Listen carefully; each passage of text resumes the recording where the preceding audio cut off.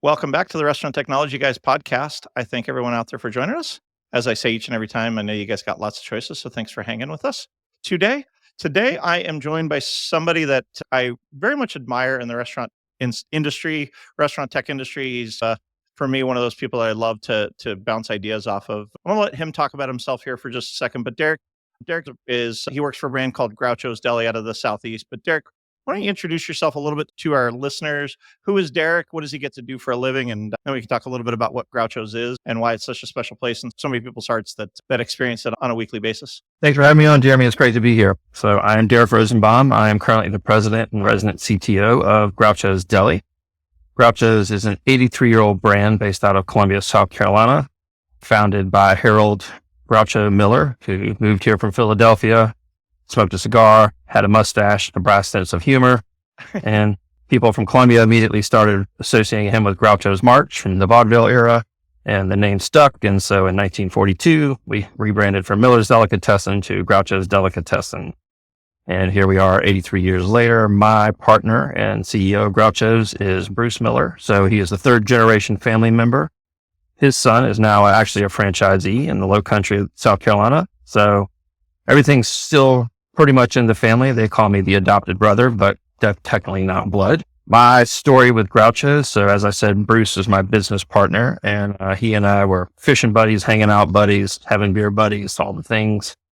And my first career was in commercial construction. So I used to build restaurants, build catering halls and several other types of buildings. And I know restaurant buildings, let's get together and start a franchise. And so I opened up franchise 1, 2, 3, 4.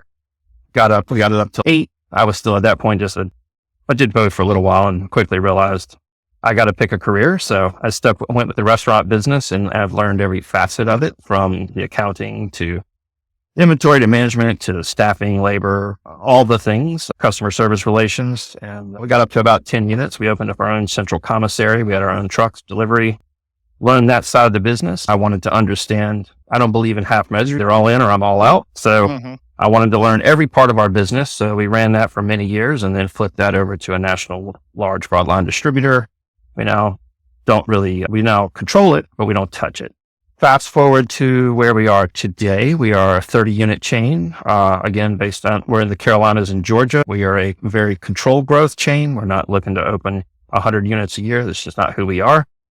And I would venture to say we're probably one of the more tech advanced chains for a group our size. I agree with that.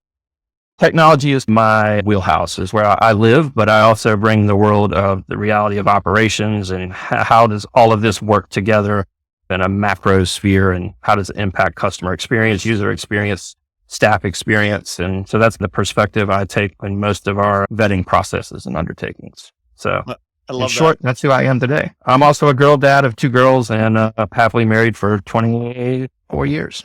Yeah, hopefully the wife doesn't hear that you talked about Groucho's before her when she comes to posting this. So on that, Derek, talk to me a little bit, like for those that hadn't been, and again, you and I have become friends outside of kind of some of the business stuff, but I personally got the chance to experience your brand in the last year, and it was very different than I expected it to be. So for those that have not had the privilege of experiencing a Groucho's, you talk about it being a deli, which to me oftentimes conjures up a New York deli in New York City, white and black tile and huge sandwiches and pictures of celebrities on the wall, which there's a little bit of that element, but there's also a lot of other things that you guys do that are different. Walk a non-Groucho's customer that's not ever been there through what does an experience look like inside of your guys' brand? Because it was a very unique experience and I loved it, quite frankly, outside of the fact that the food was fantastic, which we'll talk about that in a couple of minutes. We're a hybrid model between QSR and fast casual is how I would call us today. For the first 6 generations, the first 6 decades of Groucho's, we were a very traditional counter service deli, meat and cheese counter, traditional Jewish fare. People's diets and the way they eat have completely changed since no one's eating cream cheese and olive sandwiches, especially in the Southeast, or corned beef tongue anymore. But don't get me wrong, I love corned beef tongue. But so that evolved, and my partner in the late 80s went to his dad and his mom at the time and said, we're gonna get rid of all this retail stuff and make it like a true restaurant. So we went from counter service to table service. So when I say we are a hybrid, we have full table service in the restaurant with a central point of payment after service. but since the pandemic, our off-prem is now almost 60% of our revenue. So things are changing, but I think that's certainly not unique to Groucho's. I think that's the industry as a whole, and definitely within the QSR and fast casual segments. Yeah. Talk a little bit about the food. So going away from the traditional deli fare that's in a cold case and I need a half pound of this and a quarter pound of that and all of that, or even sitting down at the table and having a full table service experience. What is your guys' primary items that people are buying? And again, I crave that 45 sauce. I'm telling you, since I had it the first time, between that and the sandwich, like I think about it, I have dreams about it. It's scary when I think about how good it is. And I know some friends that are that live down there are just in love with the food. But again, for those that aren't, is it all sandwiches, only sandwiches? Talk us through the menu and what are the signature items and why do people come? Yeah, we certainly still have traditional deli fare. We have corned beef, pastrami, salami, turkey, roast beef, all the things you can get on a traditional deli sandwich. We're also known for our clubs, bacon and turkey clubs, BLTs. We have a very large salad selection. Our salads are actually, a couple of our salads are on the top of our P-mix as well, but we're known for our signature hot open-faced deli sandwiches. I liken us to the meat and potatoes of the deli business. We like to focus on meat and cheese. If you want alfalfa sprouts and avocado spread, we're probably not the place for you. We like simple, clean, whole muscle ingredients, and most of it is like all of our dressings. You referred to our 45 sauce, but our ranch is equally as popular. We make all of that from scratch every day in the restaurants. We bake our own cookies. They're 100% real butter. We focus on simple, clean, and quality. If you bring the right bread, the right cheeses, and the right condiments, and like, people will tell you we're fanatical about our pickles. Pickle is part of the deli experience. Yes, some people hate pickles, but nobody wants a limp pickle. Let's just be honest. All right. I'm certainly one of those pickle people. I was like, I need more pickles in my day. And for me, selfishly, I used to, when I lived in Southern California, I was up in LA. Anytime I'd go to LA, it was a Jewish deli. And I promise you, every time I'm in New York City, I head up the Jewish delis, which is why I'm still trying to figure out how to get a Groucho's here in DFW. I still very much have my hands in the purchasing and merchandising world of Groucho's. And with all the crazy things that have happened over the last 2 decades, we still serve first cut brisket and corned beef and pastrami. We haven't traded down on our quality. If anything, it's gone up, and we have vetted most of our vendor partnerships. Many of them are multi-generational companies. Kaiser Pickles, they're third generation. Pantherdozzi Bakers out of Baltimore, up in the Mass area. We believe in people that provide products and believe in quality the way we do. Yeah, and it shows because, again, having been there, I can't get the thought of the 45 sauce out of my mind since I've been there. Deric, you talked about, and on the other piece that I would tell anybody that hasn't been, any chance you get, I just had some friends that were heading down your way. Ultimately, they weren't able to go because of the storm. We're recording this right after the storm. They were heading that way, and they were going to go check out your original store in Columbia because he was going to run the Ironman in Augusta, and he said he was going to take a trip over there. And obviously, with the storm, it didn't end up happening. But with that, the other thing that's always so amazing to me is how affordable you guys can make things, and I think that's just a testament to your commitment to partnership, your commitment to finding the right way to go to market, which I guess, where does that come from? Because I think it's going to really come into the technology side of our conversation for today, Deric, because I've gotten a chance over the last 12, 18 months to get to know who you are. And I can tell our listeners that Deric truly believes in deep levels of partnership to understand what is the value that they're going to bring and how are we going to partner together to help each other succeed and win. Where does that come from? Does that come from your upbringing? Is that from the brand? Because it really ultimately is how you guys are able to continue to sustain such high quality and make it at an affordable price that you guys can be on college campuses and still blow the doors off sales wise with people that income levels aren't nearly what they might be in suburbia or whatever else.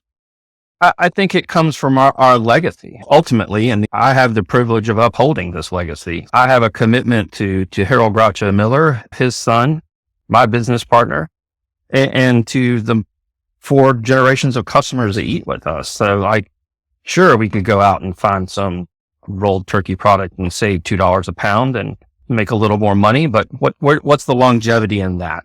I like to sleep at night, and I just, like I said earlier, we don't believe in half measures. Take sustainability, for example. Sustainability is not an overnight thing. It's a journey. Mm-hmm. It's an absolute journey, and sustainability has many different definitions. It's not just products, it's people, it's culture. It's all these things. And as we transitioned over the decades and have become like COVID was the catalyst for us to moving out of most of our styrofoam product. And we still very much a disposable organization, but everything is fully compostable now, from our cutlery, which is made out of agave byproduct. Our to-go boxes are made out of sugarcane from sugar byproducts out of Florida. So it's a calculated measure. And is it always the cheapest? Absolutely not. It's what's going to provide the long-term sustainability, and how are we adapting to both the needs of our guests and our franchisees and our employees. And we always like to say we adapt, we don't change. Love that. Love that thought. And again, when you talk to people that grew up with Groucho's, it's rabid fan base from that perspective. Again, I told you that story of I was in Greenville and I had 2 or 3 people that grew up on Groucho's and they're like, "Oh, you're going there? Can I come with you?" kind of thing. Cause that was, they love it. I'm going to pivot here for just a second, Derek, because I know you alluded to it. You guys had to change your business quite a bit through COVID. And with that change came the need to adopt different business models or enhance different business models. You said it, adapt to the different business models. Consumers were no longer coming into the stores. They were needing to get out. What, I guess, talk me through where it was at prior to COVID and where you're at now. And where do you see the future as far as dining off prem and why that's such a critical component to have it be a good guest experience, be a good staff experience and the like? Yeah, I think prior to COVID, these changes we're seeing were already well underway. Mm-hmm. They were just exacerbated by 10, 20x, whatever you want to call it. Prior to, let's see, somewhere around 2010, 2011, 2012, I had this whole concept of a franchise technology construct in a box. Okay. And we tried to work with a vertical integrated company at that time. And so we would have but we're still in legacy point of sale, obviously. So we had legacy point of sale, we had loyalty built in, we had gift card built in. And then in 2014, we started working with a third party provider, building out our own online ordering, so the white labeled online ordering and application solution, and launched that in 2018. And it was growing incrementally, but prior to COVID, it was maybe 5 or 6% of total revenue, which at the time was great, right? Mm-hmm. It had curbside functionality built into it. We did not use it. So the days they literally shut our dining rooms down, we toggled a switch. We had curbside functionality. We operationalized that over the next couple of weeks. And you can't because you're not just training your team members, but you're also training your customer base. And everyone's still in the Wild West, so no one knew what the hell was going on. It was like Walking Dead going down the streets. And so we've definitely been tech advanced. And just before COVID, in December of 19, we went to our first cloud-based solution and integrated many of the partners that we were with prior, and then brought on some new partners because we had to break that vertical structure that we were in and go more horizontal, which is how I still lean today and believe. And I'm very much an open and bi-directional API kind of guy. And I believe in best of fit for my brand and my brand's objectives and where we're trying to be today, tomorrow, and in 20 years. I'm not of the school of thought that a vertical solution can provide you all of that at the brand centric level that you want it to be. It makes a lot of sense for a lot of people. It just doesn't make sense for us. Yeah. And to your point, I think a lot of operators, myself included, thought that once we got back to normal, third party was going to slow down, and we all scrambled to board as quickly as we could and bring in middleware integrations and operationalize that and remove the friction when and where we could. We still do, right? But that has not slowed down at all. And the way that consumers are choosing to interact with brands is very different now. And I think the correction that we're seeing in the marketplace is reflective of that. And the stores that have made the investments in the infrastructure, not just in technology, but in systems and SOP and all of these things, because labor is just a whole different layer of this. That's a whole different issue that we're dealing with in the industry now. I think they're in a much better position to optimize the omni-channel order experience. We in my office, we are definitely of the opinion we just want to be where our customers are. We are channel agnostic, 100%, whether that's DoorDash, Uber, native, third party, Easy Cater, carrier pigeon. We don't care. just want to put our food in your mouths. And with that, Derek, I think it's a critical because philosophically you've talked about doing best for you guys products. You want to be able to be where the guests are. And I talk about this often is people will ask, well, what is the future of restaurants? It depends on what your brand wants to be. For you guys, you want to be able to serve them in all of those venues. Some people are like, you know what? I don't care. I just want them back in the dining room. And if my sales are less because I just want them back in the dining room, that's fine. But I also would say, and I know you and I've had some offline conversations about this, that the idea of creating the best guest experience, regardless of how they interact with you, is very critical. Walk me through why you think that's important. You and I both have teenage kids that are going to be the next generation of buying. They interact with the brand very differently than you and I might. And so I think it's interesting to get your thought process as to why it's so critical to meet the people where they are and be able to give them that guest experience the way that they need it.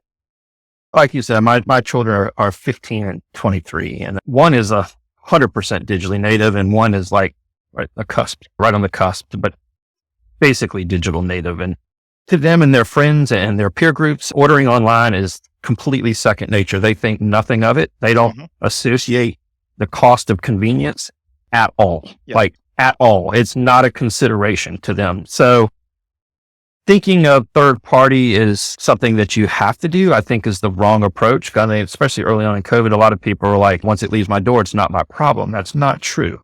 Yeah. Absolutely is not true. It can be frustrating because you're relying on a third party vendor, basically at this point, to get your product from A to B on that last mile delivery. And how is that being executed? But there are things you can do. There's services you can use to engage your customers. We text all of our customers 20 minutes after they pick up with just basically 5 emojis and asking, how is your experience? And we view it as an interventional tool. So if we messed up, it gives us an opportunity to bring that corrective action and show our customers that we care. We are very much a customer centric organization. Yeah. And we respond to every piece of feedback, whether it's direct, whether it's on Google, whether it's on Yelp. 98.6%. If you bring crazy to the table, we're probably going to step away from the table. But as most should. Yeah. I think what it has definitely proven to me is customers just want to be heard. I read an interesting article the other day. I don't even know where I read it, probably on LinkedIn, but somebody's like, you can go to McDonald's 1,000 times and they can mess up your Big Mac and you won't complain. You just expect it. But you go to your local deli and they leave the deli mustard off your pastrami. It's like the end of the world. They're never coming back because they're going to go tell 12 people and blast you on Facebook, right? Unfortunately, social media has provided a platform to everyone's voice, good, bad, or indifferent. You have to be there and provide not only the service recovery when necessary, but also the reputation management to control the perception, your digital relevance perception. And then also to play into Google's algorithms, right? And now a word from one of our sponsors. Every restaurant operator understands the chaos of a restaurant kitchen during the meal rush. Restaurant Technologies Total Oil Management Solutions, an end-to-end automated oil management system that delivers, filters, monitors, and recycles your cooking oil, taking the dirtiest jobs out of your kitchen and letting your employees focus on more important tasks. Control the kitchen chaos with Restaurant Technologies and make your kitchen safer. No upfront cost. To learn more, check out rti-inc.com or call 888-796-499. Growing your business can mean big-time logistical questions like, how am I going to keep up with all these local deliveries? Let Uber Direct offer you a helping hand. With Uber Direct, you can take orders on your website, via app, or by phone. Then drivers who are part of the Uber Courier Network will pick them up from your store and deliver them to your customers' doorsteps. Sounds simple, right? Delivery just got better with Uber Direct. Check out uberdirect.com to learn more. Yeah. And talk more tactically, Derek, because I know, but our listeners don't. You've got multiple tools to manage. And again, we talk about Ovation being one. Zach's been on the show before. We talk about Boosh. I know that they help you with some of the complaints and on those kind of things. What are those tools that you put in place that you find? And again, we were just a couple weeks ago hanging out at the FS Tech show.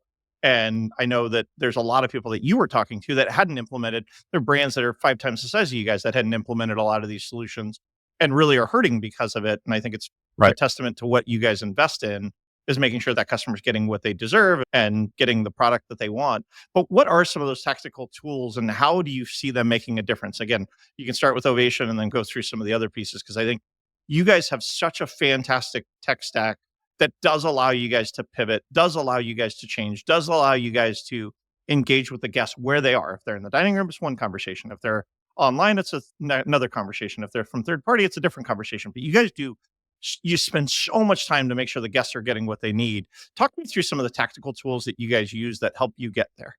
First of all, you have to ask yourself, why am I doing this? And then you need to understand the service recovery paradox. That's been here long before any of this technology Yes. tweet existed. But It's when been everybody proven was in the time. dining room, it was a heck of a lot easier because you could walk up, you could see that somebody was disappointed. They only ate a third of their sandwich, and you can go, "Hello, Mr. Deric, help me understand, what was it not made right? Oh yeah, you screwed it up, but I gotta go. Let me give you a comp card to come back," or whatever it is that your guest recovery is. Sorry, I'll let you finish. But it was so much easier when they were 90%, 95% of the guests were coming into the store. Now that they're Absolutely. everywhere else, it makes it so much harder.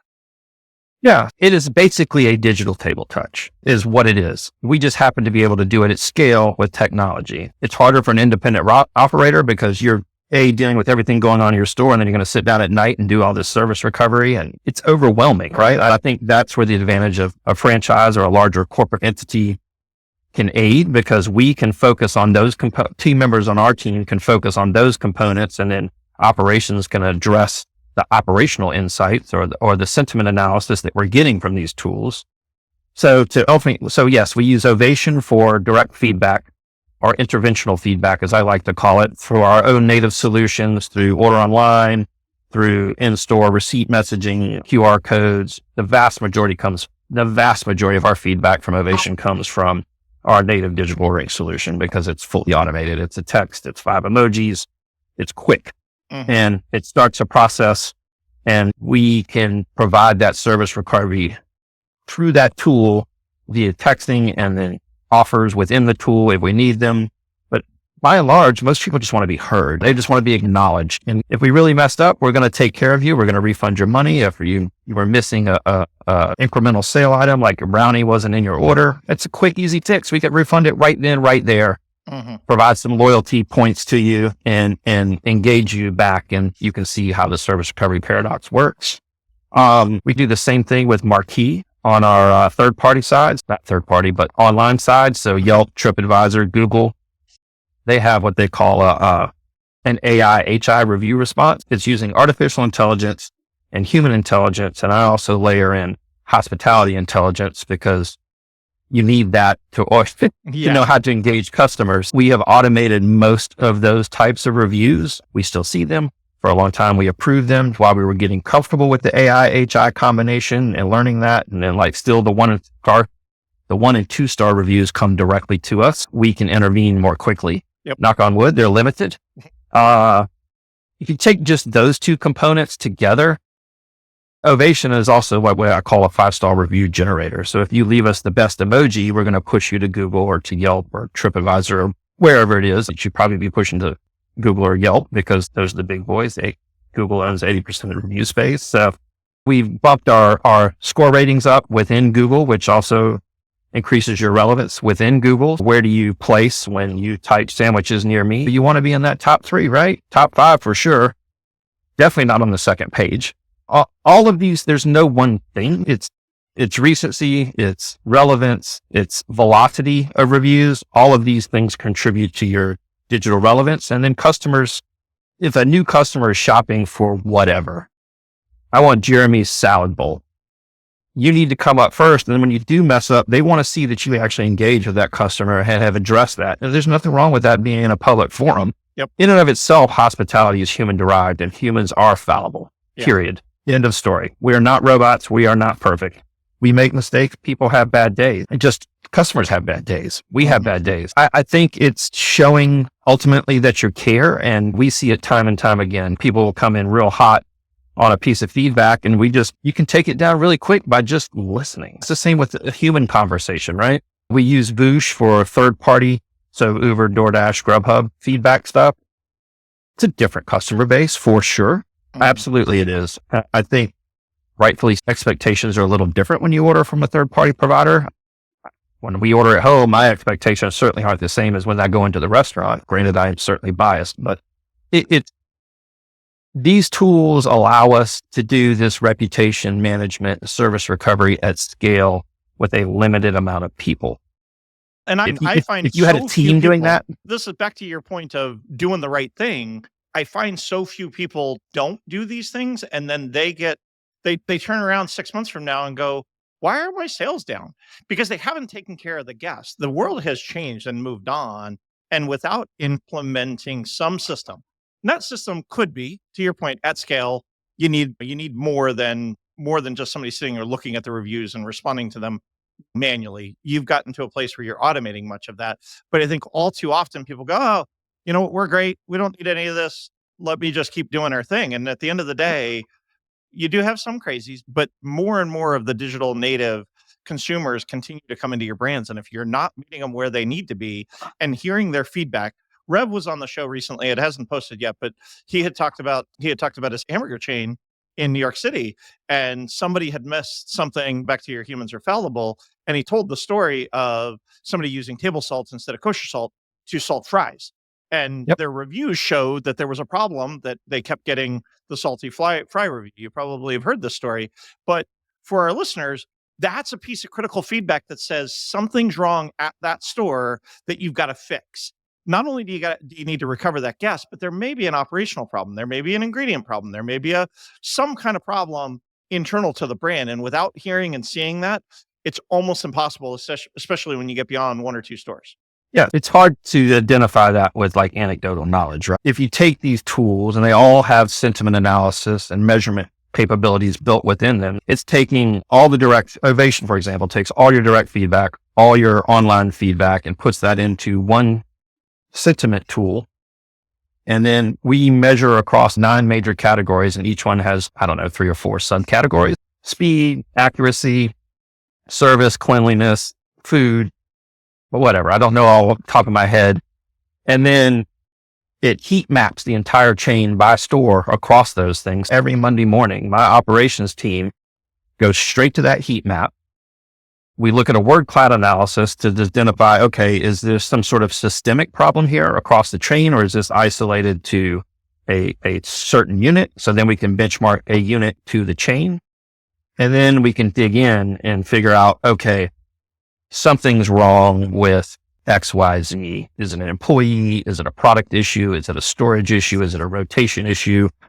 Whatever that is. And then we also do the same thing with metrics across online ordering and downtime. And there's lots of ways to measure all of these things. And so it just makes my operations team their job so much easier, and it allows them to identify the real issues where they should be spending their time instead of just random routine inspections. We still do those, but it's much easier to make a targeted strike now with this data that is with the results that are derived from actual data from the customers. And we've talked about it. I talked about it on the show quite a bit. It's hard enough to get the customer in once.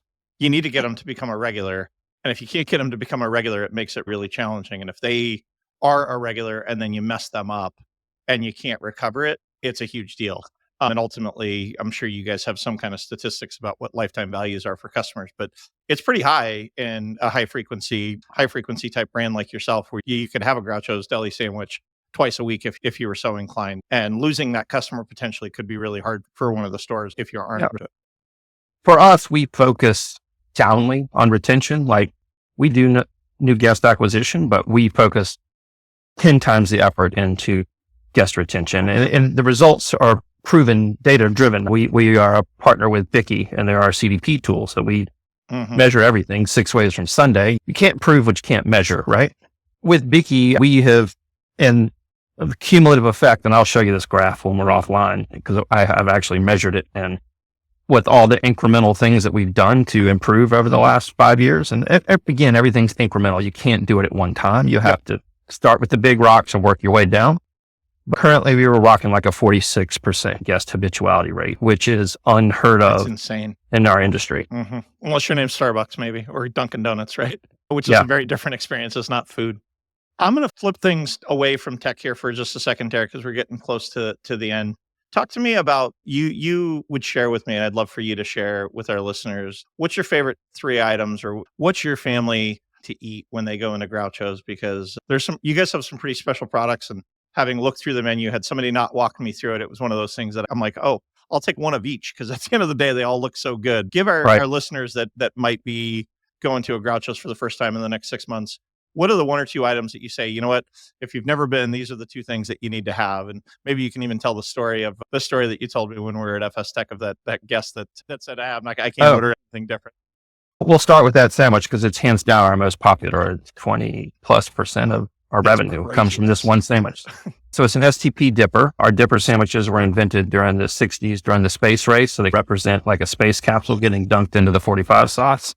But the STP is roast beef, turkey, bacon bits, Swiss cheese served hot and open faced with a chip pickle and our signature Formula 45 sauce, which closest thing I can liken it to is a Russian Thousand Island dressing, but 1,000 times better. Yes. And of course, Groucho's Deli award-winning sweet tea, which, I mean, we won best sweet tea in the state of South Carolina. That is hard to do, bro. Yes. So I asked a good friend of mine who went to school with here at the University of South Carolina, and I see him in Groucho's off and on. And I was down there a couple of years ago, and he was down there with his wife and kids. And I walked up to him, and his nickname is Tunes. I'm like, Tunes, he always eats an STP every time he comes in. And I said, if you eat something different today, I will buy your entire family's lunch. He stopped and thought about it like really hard. And after 10 seconds, he looks at me and he goes, I can't do it. And I said, why, man? He goes, because if I walk out of here and get hit by a city bus, my last meal from Groucho's Deli cannot have not been an STP. And I'm like, can't argue your logic. I love that story. You told me that story when we were most recently together, and it made me, and again, the first thing I had, because I had a couple of rabid fans that when I was down in Greenville, they were like, dude, you try nothing other than the STP with 45 sauce, get extra 45 sauce if you can, because that's where the things are at. You want to go a second time, third time, fourth time, go try something else, but the STP is where it's at. But what's your guys' family's order? What do the girls eat, and what's their go-to? What's your most popular salad? What's your most popular sandwich beyond the STP maybe? So my go-to is our Reuben variation, which we make with pastrami, but we have a second variation of that, which is the slaw Reuben. We take our house-made mustard-based coleslaw and substitute the kraut with Munster cheese and German mustard on pumpernickel. It's so good. First cut smoked brisket. We use Savile Brothers out of Baltimore. It's an amazing product. Our go-tos, my wife's salad bowl is hands down our favorite. There's actually a story. When you do come here, I'll show you on the wall. Our second floor is like a museum. The second generation of Groucho's kind of brought the first lunch salads to the Columbia area. My wife's salad bowl is just this enormous salad with turkey, ham, tomatoes, cucumber, cube cheese, bacon, shredded cheddar. It's just everything's in the salad. Awesome. So it hands down. And then in 2018, we revamped our healthy lifestyles menu because it was previously made in the 80s by a different generation when low fat was the craze, but everyone now knows that low fat means high sugar, right? We revamped that menu in 2018 and we brought in this new fire braised chicken breast, and it is magical. And so our Acadian chicken salad is delicious. So it comes in a bed of organic greens with feta cheese, Greek olives, fire braised chicken breast, your choice of dressing. It's to die for. That sounds amazing. And you just got to top it off with the best sweet tea in South Carolina. Is that the deal? That's it. Love it. Love it. Deric, how can people stay in touch with you, kind of get connected? I know you're pretty active on LinkedIn, but how would you say they should connect with the brand, how to keep up with what you guys are doing? And or quite frankly, if they're interested in potentially even opening up a store in their neighborhood, is that something that you might consider talking to them about? Absolutely. is always probably the best place to go. And if you scroll down to the footer, you can find lots of information about franchising and some of our philosophies and the things we do and our campaigns and programs. You're going to get past, obviously ordering is going to be at the top of the page, right? But if you're looking for me outside of LinkedIn, you're not going to find me. But you can certainly submit an inquiry on our website and it will get to where it needs to go. Email logic's pretty simple. Love that. Deric, thank you for coming on. I know, like I said to you before we hit the record button, I respect all that you do. And genuinely, I think you're an amazing operator, amazing technologist. You get it. And it's a privilege to hear what you get to do, what you get to do for a living and how you think about the brand. And again, selfishly, they need to put some Groucho's out by me because it was so damn good.